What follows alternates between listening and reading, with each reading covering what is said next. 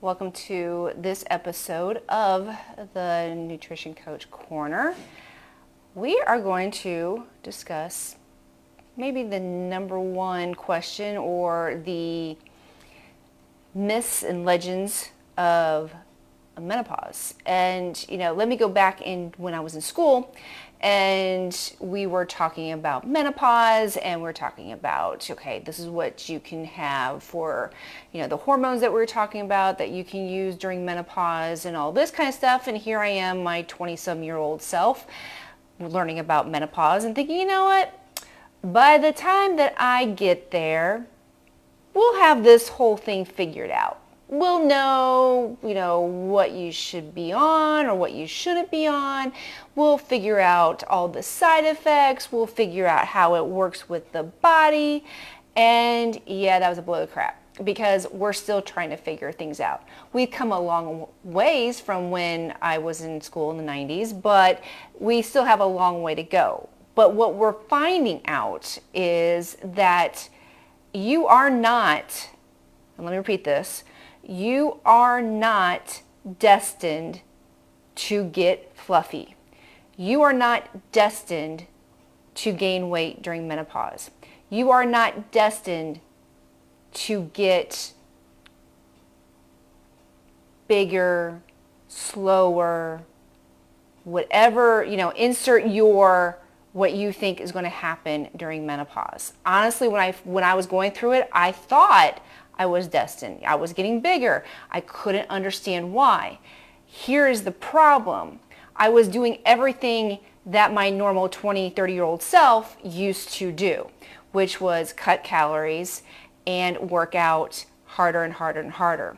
Here's the problem with that. Hello, cortisol. Yes, hello, cortisol. Cortisol is a big contributor to that estrogen fluffiness around the midsection. And you're like, well, what? I thought it was all menopause. It is, but cortisol increases as we get older. Stress increases as we get older. You put that double two whammy together, you get more increased cortisol, you get more fluff around the middle.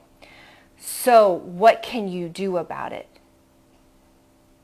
Because you can do something about it. That's the big thing that you have to realize and understand is that we are not destined to be fluffy. We can be healthy. We can be strong. We don't have to lose that muscle mass, but there's a couple things that you're going to have to do. You can't do what we did back when our 20s, 30s, 40s, whatever, or what you're maybe still doing now, overworking out, under eating. We have to balance our hormones by working out smarter and by eating so that we can stabilize our blood sugar. Because when you stabilize that blood sugar, your cortisol will actually stabilize too. Cortisol and glucose are kind of synergistic. One goes up, the other one goes up. So if you have stress, like I will notice that during stressful times, if I wasn't eating right, that's exactly when the hot flashes were horrible. That's exactly when I was actually gaining around the midsection because I was stressing the crap out of my body. So number one, what you have to do is blood sugar stabilization. You got to stabilize that blood sugar, and you're going to do that with whole food nutrition. You're going to do that by meeting your individualized, what are called macros, your macronutrients, your fat, your carbs, your protein. When you do that, when you eat real food, get rid of the process, get rid of the crap, you are going to help your body. One, you're going to stabilize that blood sugar. Two, you're going to stabilize your hormones. If you are under eating, you are going to have issues with your ghrelin, with your leptin, with CCK. What's that going to do? Increase that cortisol. What's that going to do? Add stuff around the middle. So you got to eat. You got to eat. I can't stress that enough. Quit starving yourself. Number two, you got to sleep. And the only way to sleep is by fueling yourself, because if you are under eating, you're going to have those hot flashes at night. The sleep is going to be hard. It's not going to feel good. You're going to wake up and be like, whew, what the hell? So you got to eat and you're going to have to sleep. And that comes with stabilizing that blood sugar and being able to have amazing sleep. Number 3, let me tell you again. Number 3, quit doing cardio all the time. I know that's hard, okay? And when I mean cardio, I mean high intensity interval training. I mean leave it on the ground, dripping wet every single workout. Now, can you do that a couple times a week? Absolutely. It's great for you in moderation. But here's what happens when we do it too much. Remember cortisol? Yeah. So if you weren't eating right, increase cortisol. If you're not getting sleep, increase cortisol. And if you're working out to the point that you are pushing your body into fatigue, hello cortisol. It's still a stressor on your body. So what happens is that you are stressing your body, stressing your body, stressing your body. And if you're under eating, so we're doing this humongous storm. So we're creating this, vicious cycle. You're under eating, you're not sleeping, and now you're working out all the time. You're not building muscle, and especially if you're under fueling, you're not going to be able to build muscle. So now your cortisol is skyrocketing. It's the triple whammy.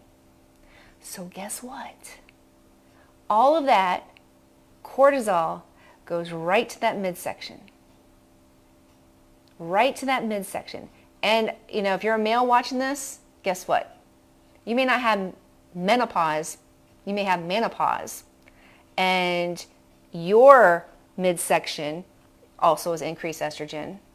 Your midsection is also caused by not eating right,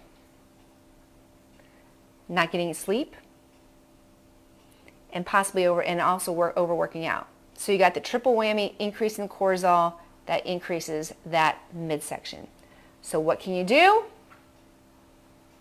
You eat real foods, and you eat according to your individualized macros, not what you're getting out of a magazine.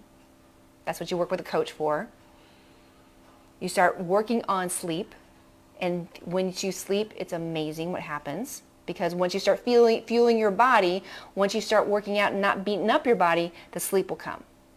And then you work out smarter. You still work out.